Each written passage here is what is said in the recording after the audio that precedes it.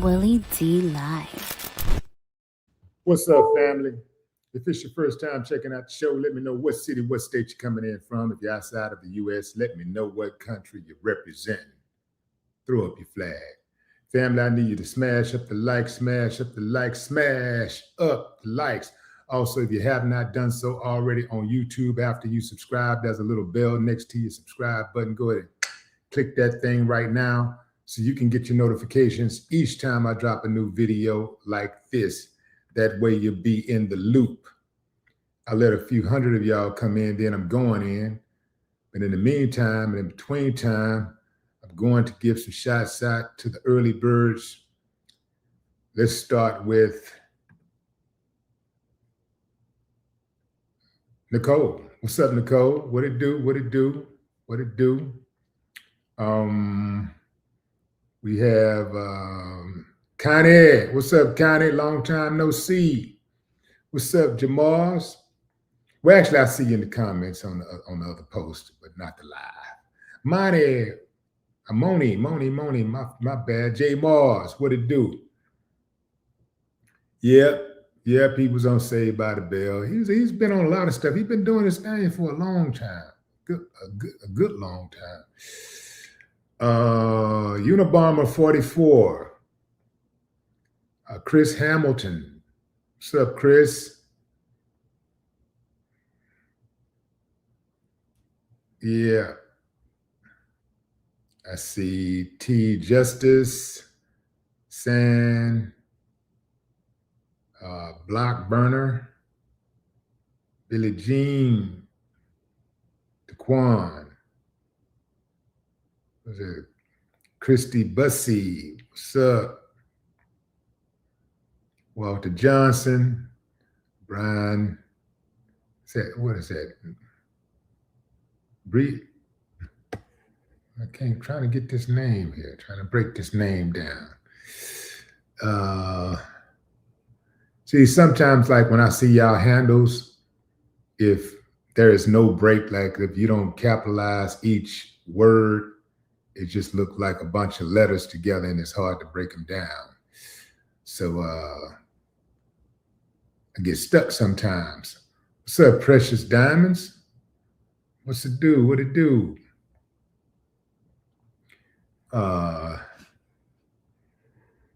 Layla, what's up? DNA.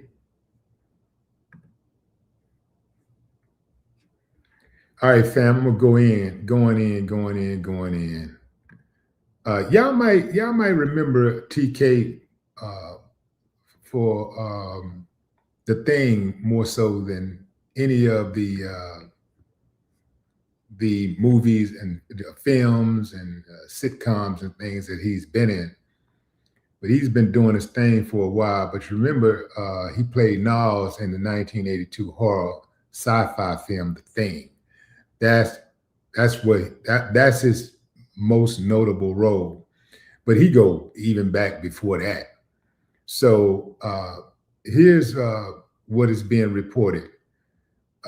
Carter was found deceased Friday in his California residence after a call for service was made. Law enforcement said that the call came in at approximately 5:42 p.m. and a death report was made. No foul play is suspected. The cause of death has not been released. Carter had a decade-spanning career dating back to the mid-70s, with his big break being The Thing. Other notable films he acted in included 1985's Runaway Train, 1996's Space Jam, and 2005's Domino. He also landed a myriad of small screen roles, including the character Mike Fulton across 24 decades of Punky Brewster in the 1980s and T-Bone on the Steve Harvey Show in the 1990s. He also starred in the miniseries The Corner in 2000.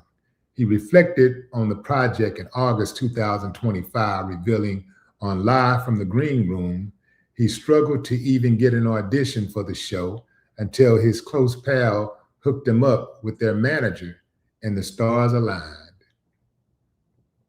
He last appeared in 3 episodes of the comedy You Keep, and wait a minute, back up. 3 episodes of The Company You Keep, and 5 episodes of Lil Dicky's show, Dave, in 2023. T.K. Carter was 69 years old. One of those unsung dudes, right? The type of dude, a lot of people didn't even know his name. But you know his face, right? You know his face, you know his work. Let's see what Wikipedia is saying about TK. So he was born December 18th, 1956. It says, let's see. So they credit him with the Thing, Punky Brewster, The Corner, Southern Comfort, Dr. Detroit, Corvette Summer, and Dave. So, you know, they're picking and choosing the jobs that the jobs that they think that he was most coveted for, but he was not most known for. But he has a long list of credits, and I'll get to that in a minute. So he was born in New York City. He grew up in San Gabriel Valley in the area of Southern California. Most known for his many comedic performances, such as The Street Smart Chester and Seems Like Old Times. I wonder, was he typecast? Because he did play a lot of funny roles. Oftentimes, those guys, you know, when you're an actor, once people see you in a major role, if they see you in a role where you just own that role, they tend to typecast you for only those type of roles. They only see you one way. They try to categorize you as being funny, serious, you're dramatic, you know, you're the crier. So yeah. And I've spoken to actors who have they have a certain niche. They have a certain niche, and people, they tend to get typecast because of that, which is crazy to me, because I think acting is acting. Like, as long as a person can switch gears, if he can do it, I think anybody can be believable. Look at Kevin Hart. Kevin Hart, all we known Kevin Hart to be is funny. It's funny. But then he did that series. I can't remember the name of that series that Kevin Hart did. If y'all can remember the name, drop it. But Kevin Hart did a series where he played a serious guy. And then he also did 2 series, actually. It's one called Fight Night. Oh yeah, he shined on that one.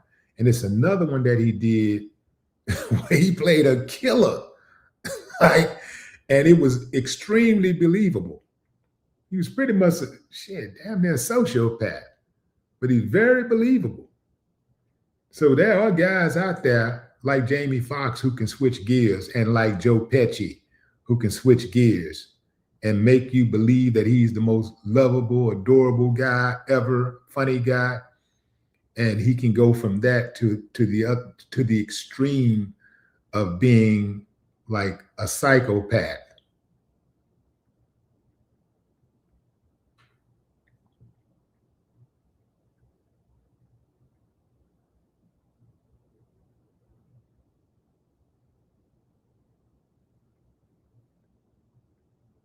Yeah, Bob Denver said he couldn't find work after Gilligan. Yeah, true story. True story.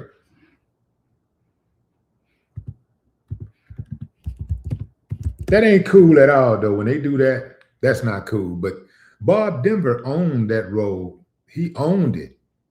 And, but I don't see why the trip part about it is that they allow, I think it's probably just a matter of, it could be hating, just straight up hating, fam, because we've seen a number of actors who play serious roles and funny roles, and everything in between. They give those actors an opportunity to grow. Why not give somebody like a Bob Denver, room to grow? If he played that role so well, in my mind, I'm thinking, man, what else can you do? What else can we get from you? But a lot of those Hollywood people, man, they whack. They just straight up whack. It ain't no other way to see it. They just whack.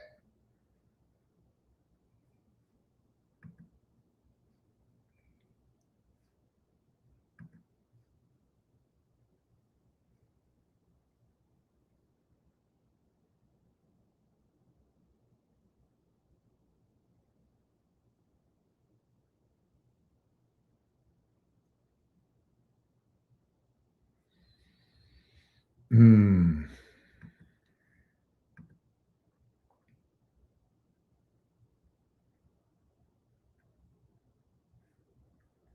They didn't mention Domino. That was another one that he was dope in.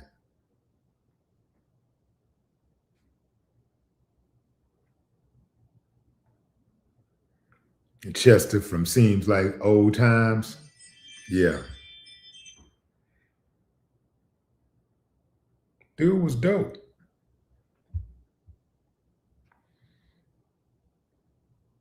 But the trip part about it is that like he was they never would just let him loose and let him be the main guy, the star. Like, okay, this is your show, TK. Go. Because he earned it. You can't say he didn't earn it. And he's not the only one. I'm gonna tell you somebody who I think is so super, super, super dope. I'm telling you, this dude is so dope. And I know it's going to resonate with you when I say this. When I say his name, Clifton Powell, and Clifton Powell can switch it up. He is the real deal. Chris uh, Clifton Powell can go from serious to funny, and everything in between. And he's really serious about acting. He ain't no joke. Clifton Powell is the real deal, but they very seldom, I have not, in fact, let me back up. I probably only seen him like play the lead maybe a couple times. He's always playing like you know, he's a method actor, so he's always playing these side roles and stuff, but he always steals the show. So in my mind, I'm thinking, man, if I'm in Hollywood and I'm that guy doing all of that, I would like, give me more. If this guy can come in and steal the show every time he comes in, every film that he makes, why not give him more airtime? It's almost like, look, man, if the guy can come in and play, let's say I got a ball player on the team. If every time he comes in the game, the score we start running up the score, how about I keep him in the game a little longer? Wouldn't that make sense? See, these Hollywood people ain't as smart as we think they are. Yeah, they're not as smart. This goes to prove to you that just because you got money don't mean you're smart. Just because you have a position don't mean you're smart. Yeah, he was on Good Times too. Yep. Yeah. You know what? So let's get into Clifton. Let's get into TK's acting resume. Let's do a deep dive.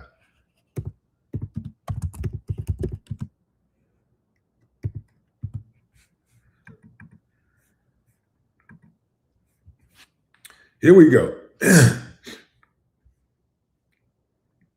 Okay, let's start at the very beginning. Get ready, y'all. Get ready. Okay. He had one episode in Police Woman in 1976. He did Billy, Portrait of a Street Kid in 77, Quincy, M.E., 78, Good Times, 77 through 78, which is where I think is when I first recognized him. And not that I think, I know. That's when I first recognized him. And he only played two episodes in Good Times. But he was strong. The roles was, he delivered strong performances. He played in the Waltons, Young Blood.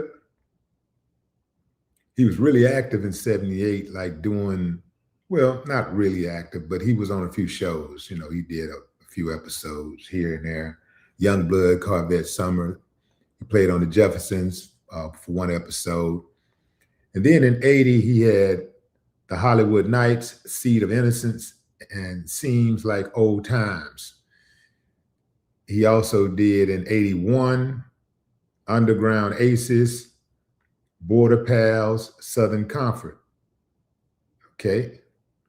And then in 82, The Thing. That's his breakout role. Adam House. And then 83, Dr. Detroit, Carpool, Just Our Luck. And Just Our Luck, he was in 13 episodes. He was in 13 episodes also in 1984 for Turbo Teen. The Transformers, one episode in 85. Runaway Train, he was in 85. He was in 24 episodes of Punky Brewster. Truly Outrageous, 86. 14 episodes of Jim. He's My Girl. He's My Girl. What the hell is that? He's My Girl. I don't know what that is. That don't sound right. Amazon Women on the Moon in 87. 227. I remember that. Yeah. 227, 89.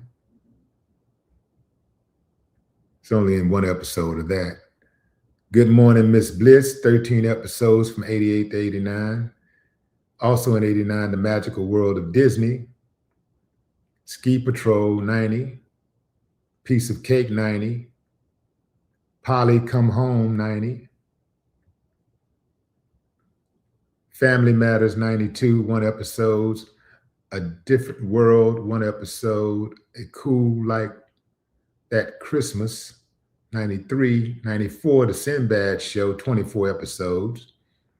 George and Junior's Christmas Spectacular, 95. 96, Yesterday's Target. Space Jam, 96. Out and About, 97. 97 also was What's Going On Back There. What a Cartoon, 97.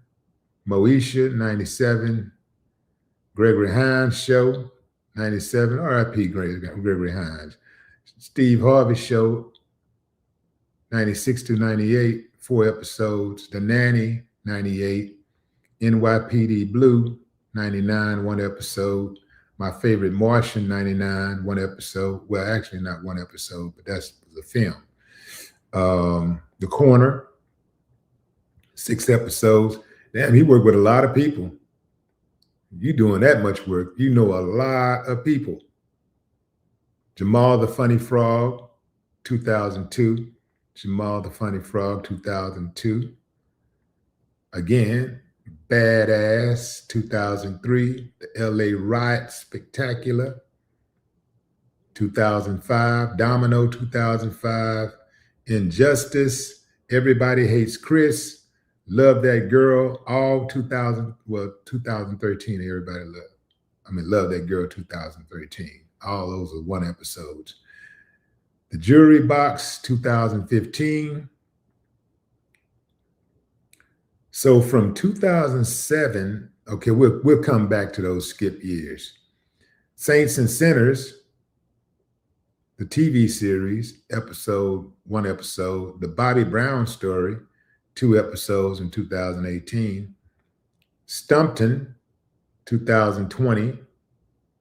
He worked again with The Way Back, Fake Friends in 2022. Then 2023, he went back to television and starred in the Dave and The Company You Keep for a few episodes, a handful of episodes on each one of those. Now, if you go back from his time in television and film, he started in 76. He was active year after year. He had a hiccup in 79, no work. But 81, 82, 83, 84, 85, 86, 87. Took off in 88, but 89, 90, 91. So he looked like he was very active. I did see one patch where he went through maybe like 6, 7 years where he wasn't active.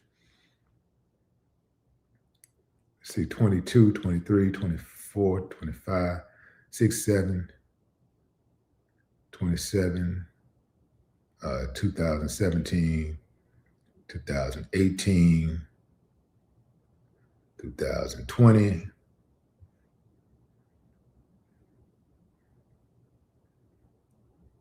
There it is. So from 2007 to from 2008 to 2012, so about 4 years there, about 4 or 5 years, he was inactive.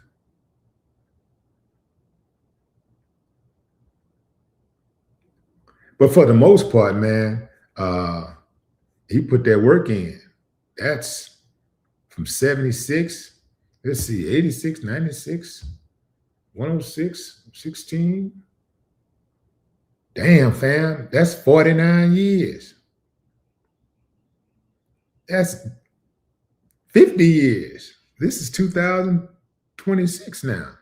So that's 50 years. Ain't too many people can say that. Ain't too many people can say that. Ain't too many people can say that they were that consistent.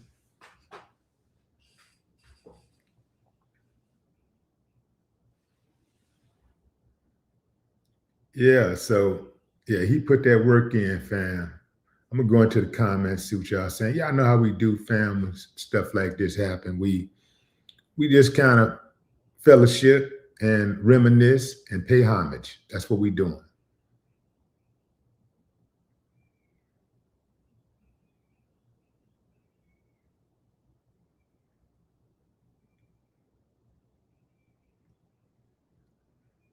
Let's see.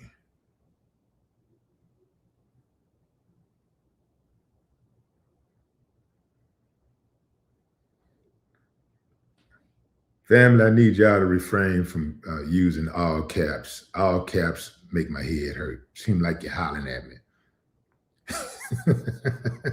I know it's just a little personal hang up I have, like some people don't mind it, but when I see people typing in all caps, I vision them typing like this.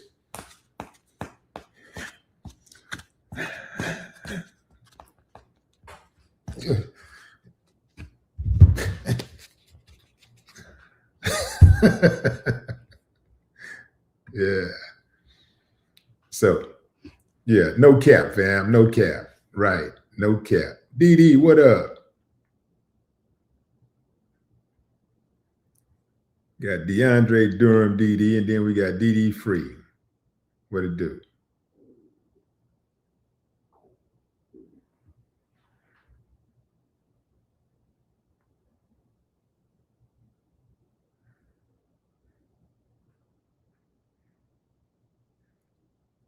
All right, okay.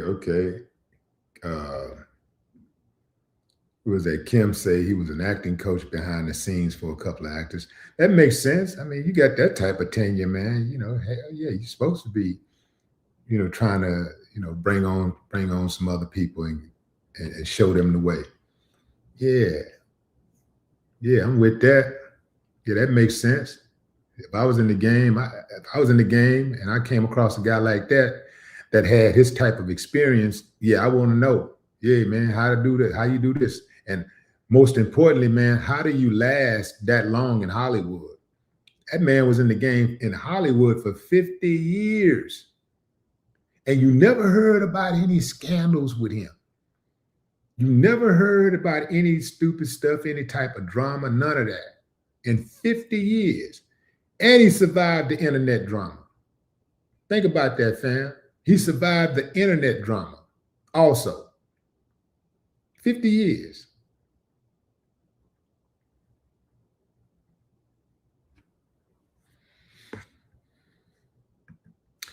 I'm going to check something out right quick. I'm going to check something out really quickly.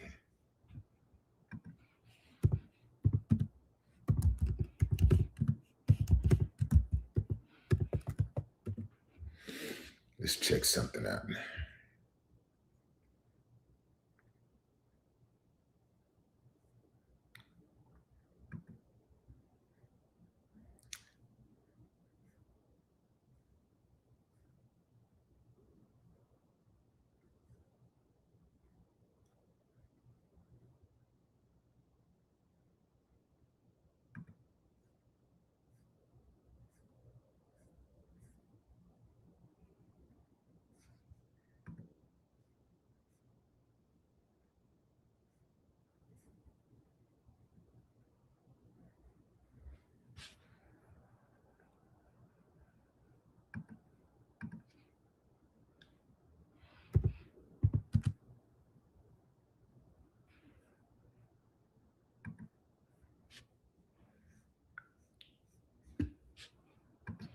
So I see it says that TK's net worth was 700,000. That's not necessarily true because a lot of these sites, they don't update well, and also they just be having really bad information. Like it's funny when you see bad information on yourself. You know what I'm saying? That's how you know they way off. They be just they're like way off when it comes to some of this stuff. I don't even know how they find the information, where they get the. I guess some of the information come from public records and they come from news articles. But yeah, some of this stuff that they be putting out there be way off. But in any event, I was looking that up because somebody had commented that how difficult it was for actors to get work, and it's really more so difficult for Black actors to get work, because if you look at television and film, let me put it like this: go to Netflix and just scroll on and just look at those thumbnails, and you will see thumbnail after thumbnail with white images, white faces. Just you could go on forever, and every now and then you see another Black person. But I mean, it's stuff out there, but it ain't nothing compared to the number of white actors who cover those thumbnails, and that's indicative of them running the show and putting their own people on. So a lot of Black actors that we might see them in a role and they like killing it, but they may have not, they probably only got $5,000 or $10,000 for that role. The movie could have made $50 million, $100 million. They may have gotten, or perhaps they got $1 million for the role, right? They got $1 million, but 40% of it went to taxes. So now they down to 600. Another, 10% went to the agent. Now they down to 500. Another 10% went to the manager. Now they down to 400. And then they have, their expenses and mortgage payments and car notes or whatever, if they have a note. And They have to keep up with a certain image because, you can't be around all that money and not look like money. So it's cool that you got $1 million for that role, but when is the next $1 million role going to come? So oftentimes you might get a big job and you be like, yeah, okay, it's cool. I'm ready now. I'm on my way. And next thing you know, you stall out for a whole year. So by the time you get another role, boy, you really, really need that role because you got bills to pay. So there are a lot of actors out there. It surprised me. I had no idea until I started, being around Hollywood, getting really, like meeting a lot of people personally. And it ain't what we think. It ain't what we think.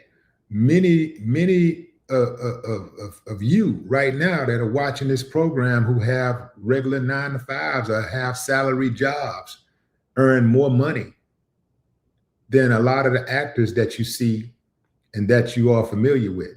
These actors have to supplement income. They have to do extra stuff, They got to try to get brand deals and do appearances and stuff like that to supplement their income.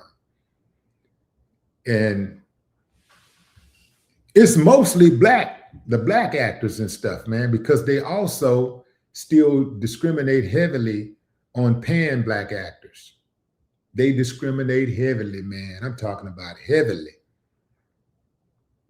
So, yeah, it'll blow your mind if you saw, if you saw some of those check stubs. It'll blow your mind. Even when you look at like the sitcoms and stuff, they do not pay black actors in the same as they pay their white counterparts. They just have a mentality like, this is Hollywood in general. They have a mentality like, take it or leave it, or I'll get somebody else.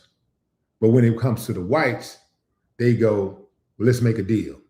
And we want to make sure we properly compensate you. You can come back and get $1 million an episode for the rest of your life. That's what they do with Friends. They was paying those Friends actors, every last one of them, $1 million. But also, part of them getting that money was they stuck together. They all band together and said, this is what we want. Even the most popular, in the bunch said, this is what we want. And if y'all want us to come back, then y'all gonna have to give us more. And they came back every time it was time to renew their contract. They came back and damn near doubled or tripled up each time. They renegotiated and they stuck together. So you got to be willing to walk away. Got to be willing to walk away. If you know your value, you got to be willing to walk away. And it's got to be some consistency there. It can't be one person taking the hit. Everybody got to get on board and say, we all walking away. And then the next time it happened, that next crew of actors got to say, we all walking away. The next crew of because you got to understand, you got to teach people how to treat you. So it ain't just about you in this one moment. It's about teaching them how to treat you and those who come after you. Now, a lot of people don't care about the people that come after them. They just worried about themselves. And man, let me get what I can get, woo woo. And it's a big sacrifice to make. It's a big sacrifice to make. Yeah,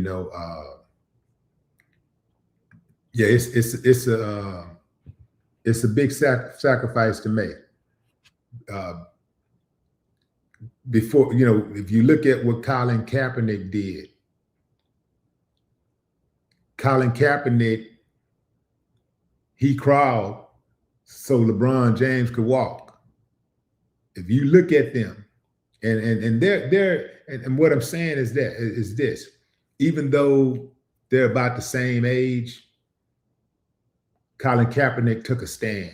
He just took a stand and said, this is what it's going to be. and you know, I'm ready. I'm willing to risk it all.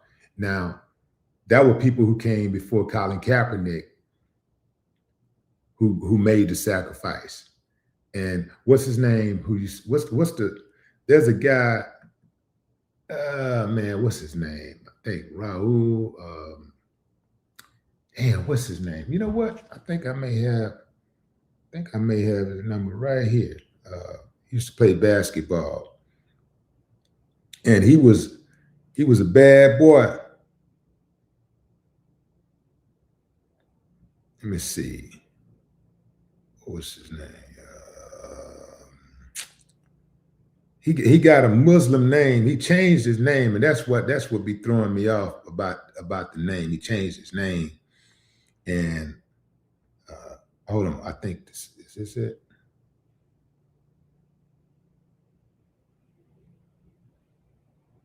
Okay, that's not it. You know what? I'm gonna do it like this.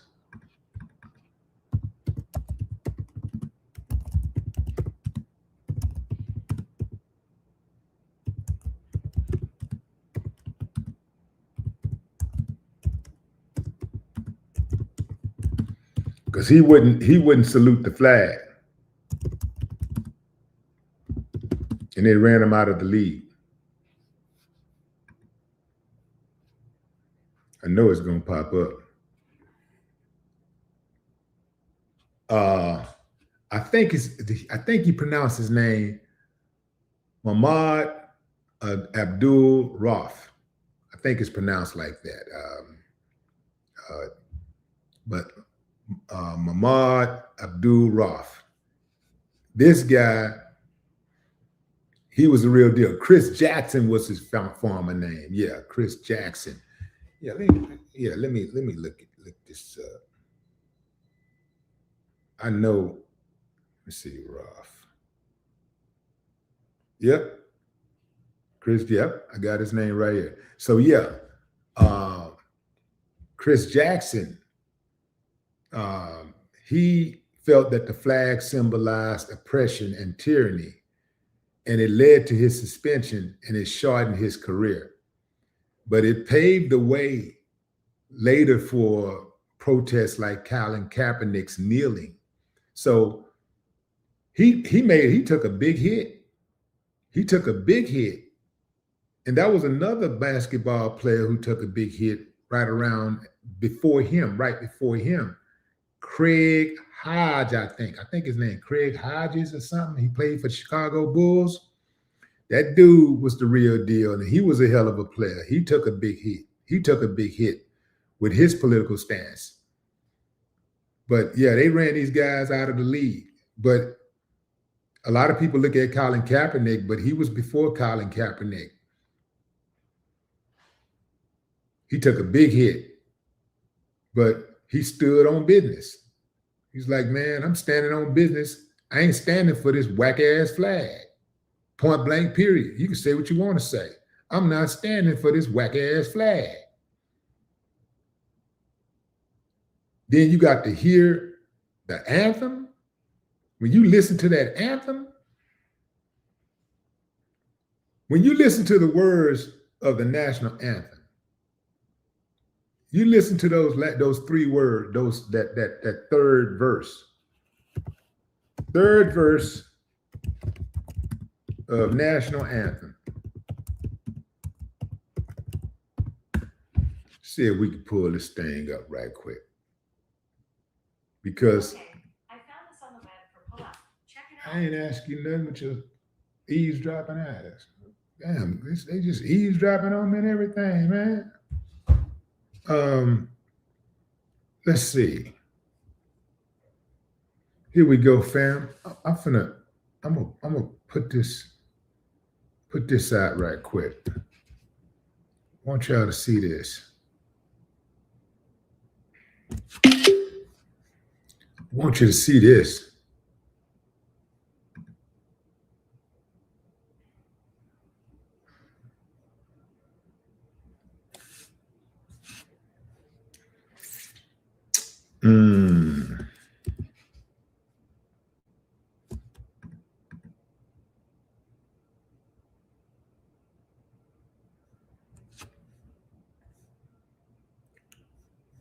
Let's see.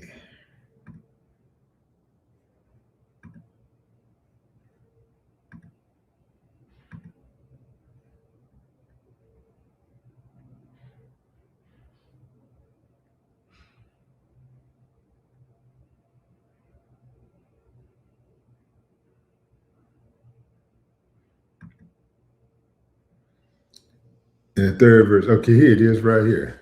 Okay. Here we go.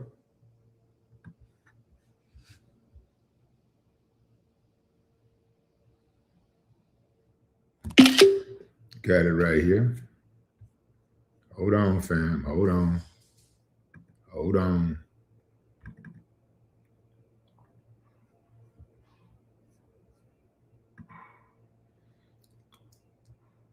Okay, fam. Y'all see what I see?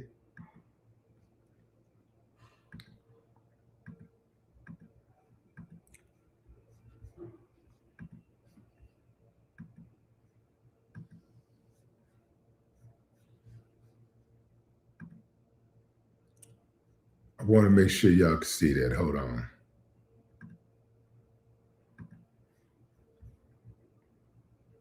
So this is the third verse of the Star Spangled Banner, your national anthem. This is the third verse of Star Spangled Banner, where the author, Francis Scott Key, wrote of killing, slaughtering enslaved Black people who were fighting side by side with the British in the War of 1812. This is what this uncivilized mutt said in that song. And where is that band who so vauntily swore that the havoc of war and the battles of confusion, a home and a country should leave us no more? Their blood has washed out their foul footsteps' pollution. No refuge could save the howling enslaved from the terror of flight or the gloom of the grave. That's in the Star Spangled Banner. And Black people all over this nation stand up and sing the words and recite the words of the Star Spangled Banner every day. Yeah, they leave this part out, but it's still part of the song. And all over this country, Black folks stand up and salute this shit. Let me tell you something, fam. I stand on business. I don't care where I'm at. I don't care if I'm at the Astros game, the Texans, the Dallas Cowboys, the Pittsburgh Steelers, the Lakers, whatever. When they play that Star Spangled Banner, I sit my happy ass down. Or I walk around or something like that. I show up late. I show up late purposely so I can avoid the moment. I don't even want to hear it. I don't want to hear it.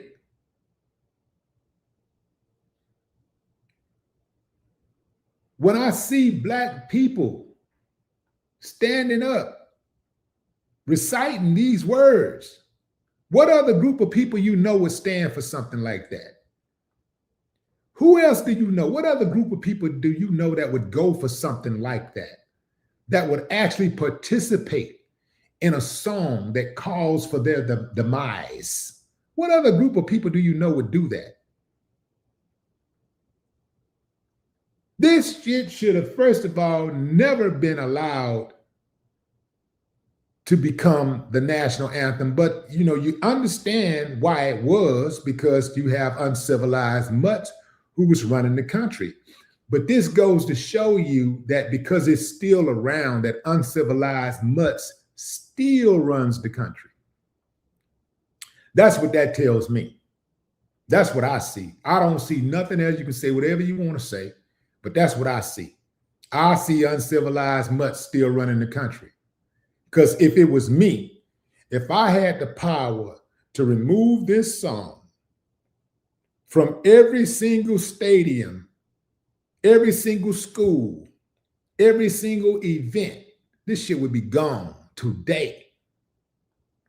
You remember how Trump came in day one? I will be signing an executive order to stop this. And that would be one of my executive orders. Day one, I'm getting rid of the Star Spangled Banner. And guess what? We can do this the easy way, or we can do this the hard way. Like it or not, that damn Star Spangled Banner is gone. My first day in office. And I'll tell you what else is going to be gone. Qualified immunity for these uncivilized police, so-called police officers. Qualified immunity, gone. Your ass going to prison day one. I'm signing an executive order for police officers who illegally kill citizens to be executed. Day one.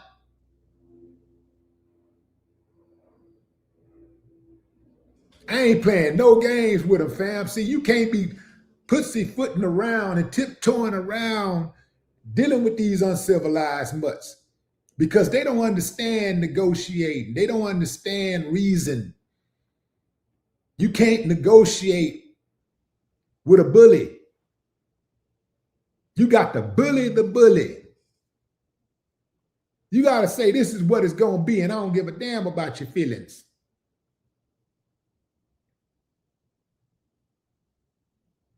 But that's your third verse in your Star Spangled Banner, where many of you are still singing. You don't even tell your kids about this. You don't educate your kids about what this is. So your kids are out there standing up for this stuff too. Wake up. What they gonna do? What are they gonna do to you if you don't stand up? What they gonna do? Oh, they gonna ridicule you. They're gonna ostracize you. Okay, guess what? I don't want to be around people who would try to subject me to disparaging language in the first place. I don't want to be around people who just dismisses my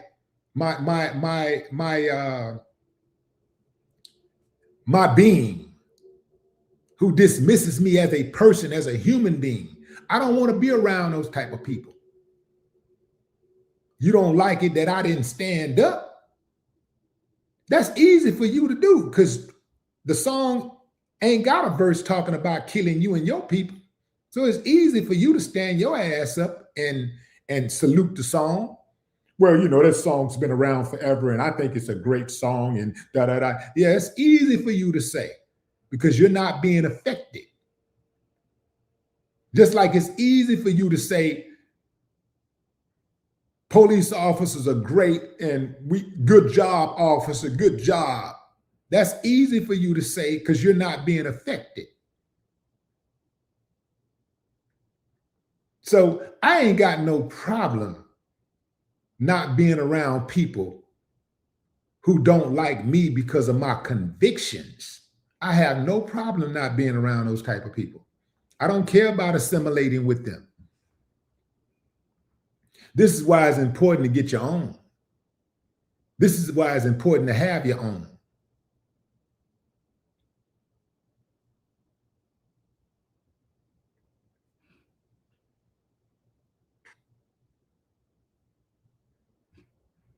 I know we got a little off topic, but we got a lot off topic, fam. But hey, I just had to get there, man. Once I went there, man, I had to keep on going. Couldn't stop, couldn't turn around.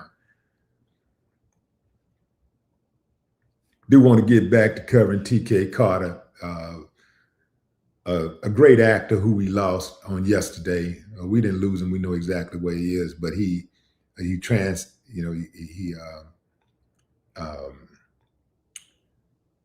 what's the word I'm looking for? Transitioned. He transitioned on yesterday. And, we're losing a lot of legends, fam. We're losing a lot of our childhood heroes. You know, a lot of the people who we grew up on, who we got so familiar with, they almost became like family, right? I remember when Michael Jackson died, it really felt like a family member, you know, like I never met Michael Jackson or whatever, but he had been around in my life for so long. I've been knowing Michael Jackson from the time that I was born. As long I've been knowing Michael Jackson as long as I had been knowing anybody, you know. And so when he died, it was like, whoo, man, it was a punch in the gut.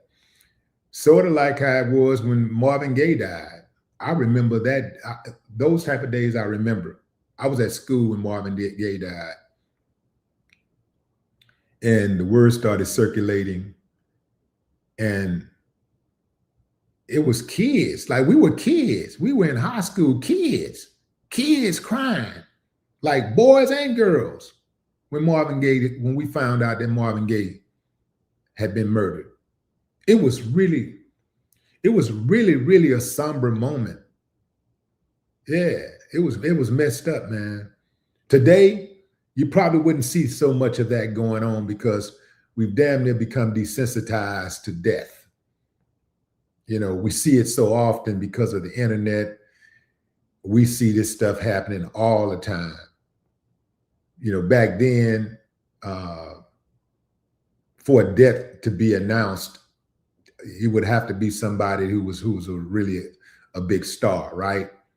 A major star. But now, because of the internet, you don't have to be a major star. You can just, you know, and it's also, but actually, you can be. You don't have to be a major star where you're known and your talents transcend, you know, and different demographics and all that stuff. You know, you don't have to be that way to be to have your death announced because of the internet and blogs and stuff like that. But back then, for your death to be announced in the news, you'd have to be a major star. And it didn't get no bigger than Marvin Gaye. But today it's a lot different, man. People see death and it's like, you know, it's on to the next.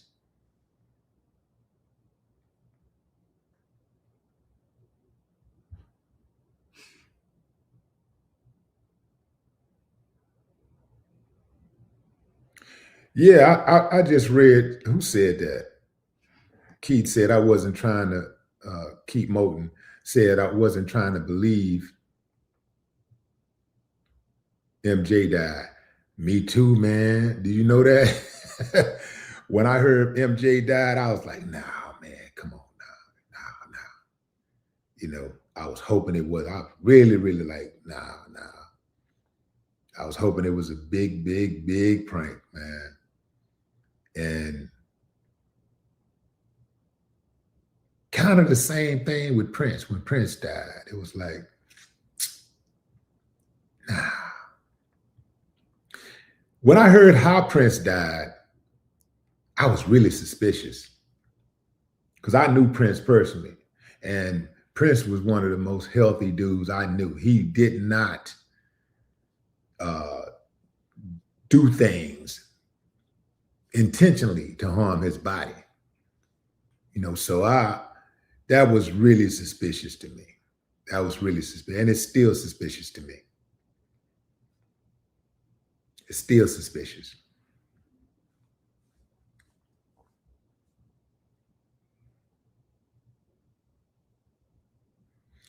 But that's my time, fam. I appreciate y'all joining the live. Until next time, enjoy the rest of your morning, afternoon, or evening, wherever you are in the world. A few more shout outs before I go, starting with Shane, Carlos Jones, T. Gallagher, Avery Faye, Tamara Garrett. What's up?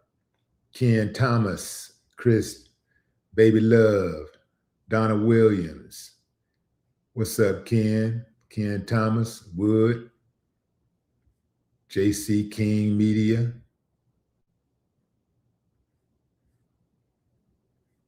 What's up, Tyrone Young? K Stewart, what it do?